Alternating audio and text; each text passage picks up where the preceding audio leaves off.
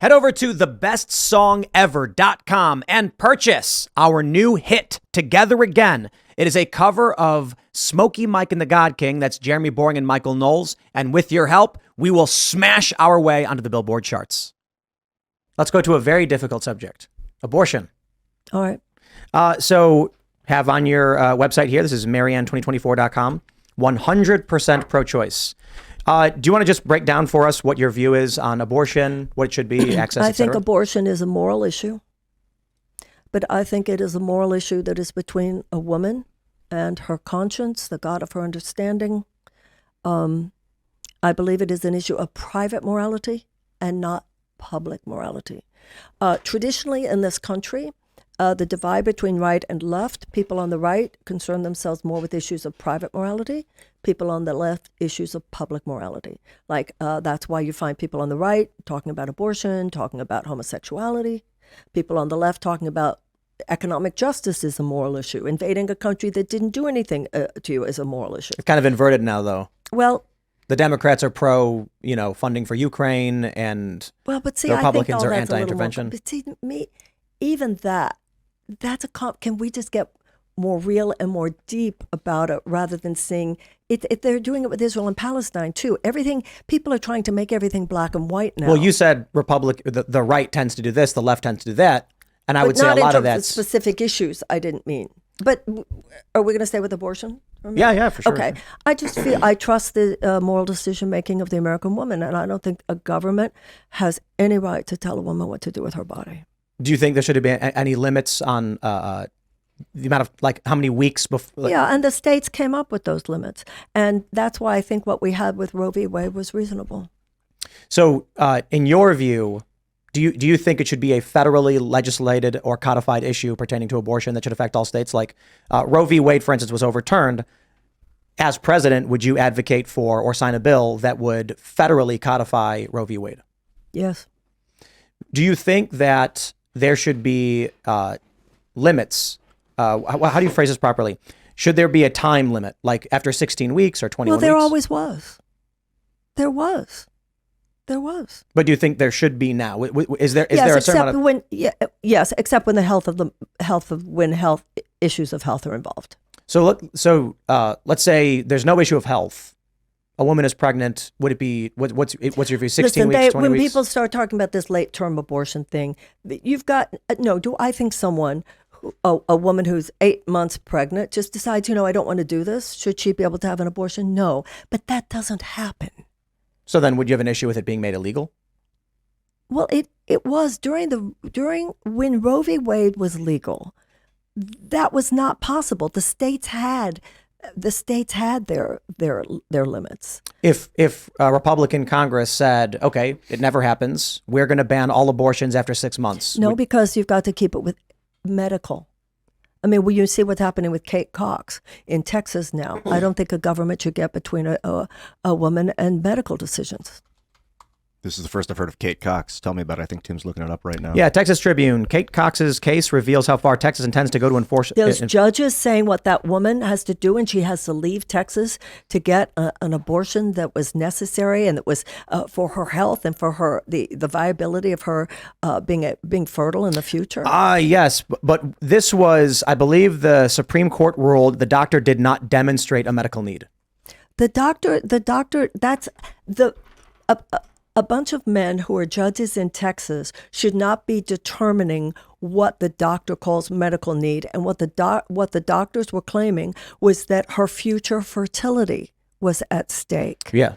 So yeah, and that's not for a bunch of judges in Texas to say, you therefore have not demonstrated medical need, because they don't consider that a medical issue.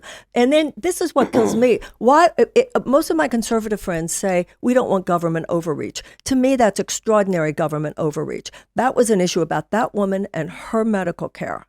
And those I agree. Old men on some court in Texas saying that's not. I wouldn't go that far, but I do think when it comes to medical issues, it's being debated right now. Conservatives saying it's trisomy 18 or something like that. I'm not familiar with the ailment of the child, and they're concerned that it could negatively impact her fertility and the child may not even live that long. There's a possibility the child could live long, but they're not sure.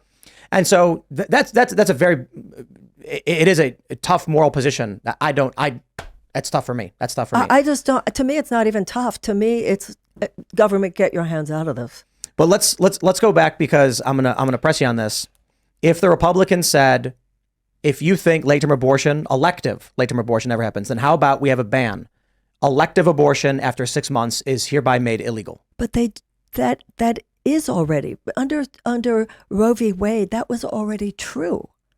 Under Roe v. Wade, that was already true. The states had their limits, and then beyond that, there had to do with what a doctor had to say. Sure, but yes, you would agree with a law banning elective abortion after 6 months? I don't want to give you the set time frame. You can choose whatever time frame you want. After a certain period of time, yeah. My concern is with the definition of what it means to be a medical issue, and how do we protect against abuse of the system. I've never been one to say that potential crimes of an individual should then infringe upon someone else's rights for, say, like medical care. And I'm not talking about elective abortion. I'm saying, if a woman has a very serious disease and is going to hemorrhage or something, and the doctor's like, ma'am, you're not going to make it, we have to operate now. I think it's absurd to be like, but that would abort the baby, so we got to talk to a judge or something. The concern there, however, is there have been instances where people have tried to argue mental health qualifies and have tried to use that to get elective abortion. It may be rare, but this is the concern conservatives have and pro-life individuals have, is preventing abuse of the system and abortion as contraception. No matter what law you pass, there's going to be abuse of the system. I agree, yeah. So that's not a reason not to pass a good law. I completely agree. I think, the idea that some people will break the law means that everyone must now abide by this harsh standard doesn't necessarily solve the problem. No, that's ridiculous. But there are concerns, for instance, in Colorado, the new law now, and I understand what you're saying about Roe v. Wade. Currently, abortion in Colorado is one of 7 states without any term restrictions as to when a pregnancy can be terminated.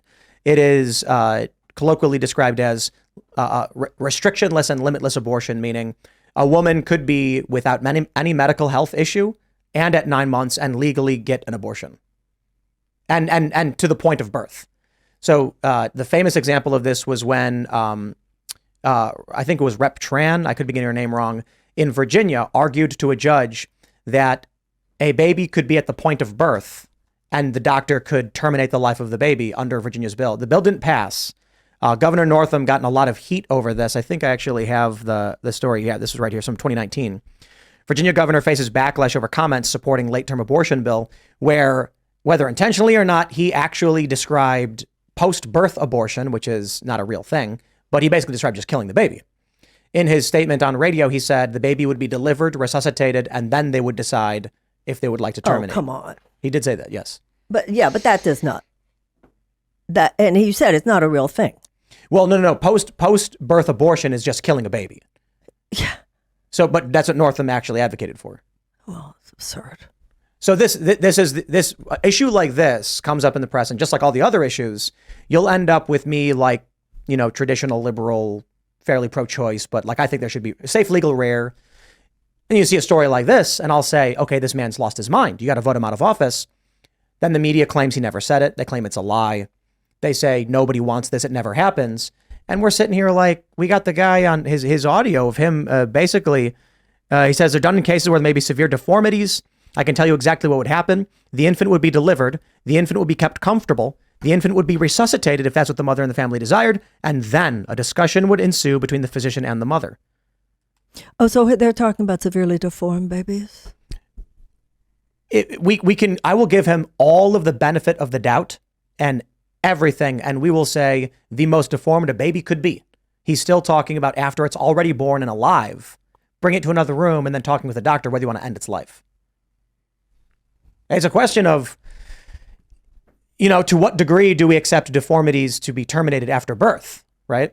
I mean, this is his quote. CNN has it. What is severe deformity defined as legally? I mean, is Down syndrome considered that to that degree? Oh, God, no. But I mean, one of the most common reasons for abortion is the baby is diagnosed with Down syndrome. Now we have sonograms, and we have, what is that other one called? Not sonogram. They know so much now.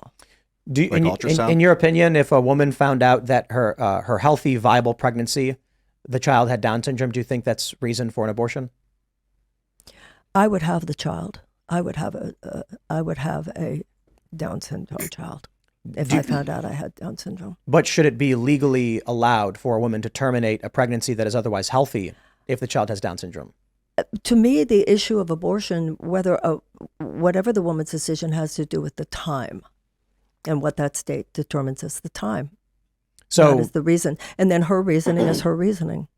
So any reason, no reason at all, until a certain period of time. Right. No. So once a child is viable, and this is obviously a baby that could be delivered and live, that's a whole different thing. I completely agree.